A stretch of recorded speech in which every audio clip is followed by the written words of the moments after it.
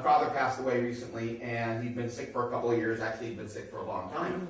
But what I did start to notice was that I was sleeping more, wanting to sleep more. Good. I was being more of a hermit or hibernating, even out in public, that I'd be making some mistakes. Okay, well, your question is the answer that I would have given. I mean, even if you expect a death, it's still different than you expected. Like someone dying is really different than somebody dead, and we want to, especially in a North American culture, we want to sort of skip over the feelings of grief because they're not productive. They don't feel productive. They're not fun. They're not cheery. And if you don't leave space in your life for it, it's gonna come up somehow. So your impulses are perfect. You know, give in to a little more sleeping if that's what you're craving.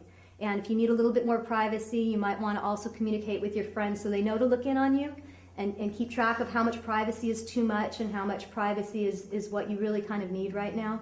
The thing about body over grieving would be if, you know, look for errors. You know, do you have bruises and you didn't notice that you hit anything? Did you send a business email and it wasn't even finished yet and you accidentally sent the business email too soon? On the Bodyware Grieving part of the website, we're also going to have audio podcasts coming up.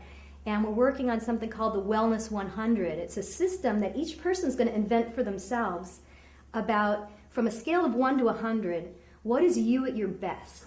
When you're completely, your reflexes are fast, you're in a good mood, you're as happy and as functional in your life as you personally tend to become.